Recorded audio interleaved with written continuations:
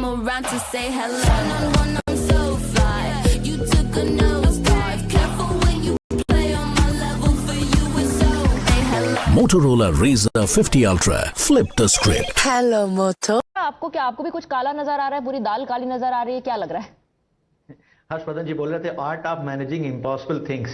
अगर art of managing impossible things है sir, तो मुझे लगता है कि मेरे कोई भगवान की उपाधि दे देनी चाहिए। मैं भी संजय की तरह दूरदर्शी हूं और ये बात आपके चैनल पे रिजल्ट वाले दिन मैंने 6 महीने पहले बोला था कि नीतीश कुमार बिहार के मुख्यमंत्री ज्यादा से ज्यादा 6 महीने रहेंगे, क्योंकि भारतीय जनता पार्टी की सीट वहां पर अच्छी खासी आई है और भारतीय जनता पार्टी को बर्दाश्त नहीं होता है कि जहां पर उनकी राजनीति हमेशा से ऐसी रही है कि वो उस सारी पार्टियों को खा जाते हैं जो उनके साथ रहते हैं लंबे समय तक। आप चाहें तो आप मुझे पता है आपकी टीम आपको वीडियो दे सकती है, but this is exact statement I made during the results of Bihar election.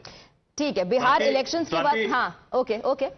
Swati, Ashwini ji जो कह रहे हैं, मैं तो कह रहा था कि नीतीश मुख्यमंत्री बनेंगे ही नहीं। हाँ। 6 महीने का भी समय नहीं, और मैं तो टाइम्स नाउ पर भी बोलता रहा, सब जगह बोलता रहा। हाँ। और ये बड़ा स्वाभाविक सा है। हाँ। नीतीश कुमार का उनका जो टाइम था वो 2020 में खत्म हो गया था। उनको समझना चाहिए था। हाँ। लेकिन एक चीज पे मैं करेक्ट करना चाहूंगा अश्विनी जी को। हाँ। भारतीय जनता पार्टी अपने सहयोगियों को सिर माथे चढ़ाकर रखती है। ठीक है, चाहे पंजाब में अकाली दल हो, शिवसेना महाराष्ट्र में हो या बिहार में नीतीश। कुछ टूटे भी, कुछ बिखरे भी, लेकिन फिर वापस आ गए एनडीए परिवार में, वो भी हमने दौर देखा। I want to quickly introduce doctor Rajkumar Rajan, national spokesperson of the RJD. थोड़ा आप लेट जुड़ रहे हैं सर, समय की कमी है, लेकिन क्यों आरजेडी ऐसा कह रही है कि जेडीयू खत्म हो गई? यही तो मास्टर प्लान था बीजेपी का, जेडीयू खत्म करने का। नीतीश कुमार जी ने खुद अपने पोस्ट में लिखा वो चाहते थे कि जीवन में एक बार वो संसद मतलब राज्यसभा भी जाए, उसका चुनाव भी लड़ना चाह रहा हूं, ऐसा लिखा उन्होंने अपनी पोस्ट में। देखिए, ये बात बेमानी नहीं है। श्याम कुमार हूं। मैं आपको बता दूं कि ये बात बेमानी नहीं है। जो सवाल हम लोग उठा रहे थे और हमारे पार्टी के नेता तेजस्वी यादव साहब उठा रहे थे, वो सच साबित होती आ रही है। अभी तो ये आप मत समझिए कि उनका राज्यसभा जाना और ये पहला मतलब कि फर्स्ट और लास्ट मतलब उनके सेटबैक नहीं होगा। एक तरफ मुख्यमंत्री, एक तरफ राज्यसभा जाना, दोनों को आप किस दृष्टिकोण से देखते हो आपका विषय हो सकता है। लेकिन जिस आनंद फानन में जो घोषणा की गई है, नामांकन किया गया है, ये एक बड़ा राजनीतिक विमर्श का विषय। इसका डर और अंदेशा हम लोग को था।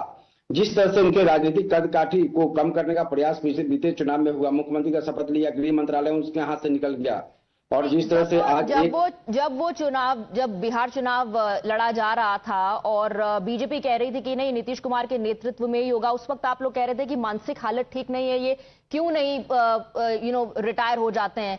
अब जब वो कह रहे हैं कि वो राज्यसभा का चुनाव लड़ना चाहते हैं, तो आपको अचानक उनकी चिंता हो रही है? पहले आप चाहते थे कि वो हट ही जाए पूरा। नहीं, देखिए, आम बिहारी होने के नाते हमें निराशा है जिस तरह से उनकी राजनीतिक विदाई हो रही है।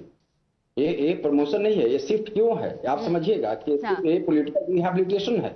ये माननीय मुख्यमंत्री नीतीश कुमार जो बिहार के मुख्यमंत्री है, हम इस बात को सिर्फ राजनीतिक दृष्टिकोण से नहीं देखते। एक आम बिहारी होने के नाते जो निराशा है, जो अपमान हुआ है, पूरे बिहार का अपमान है। अच्छा, आप इसको इस नजरिए से सिर्फ मत देखिए।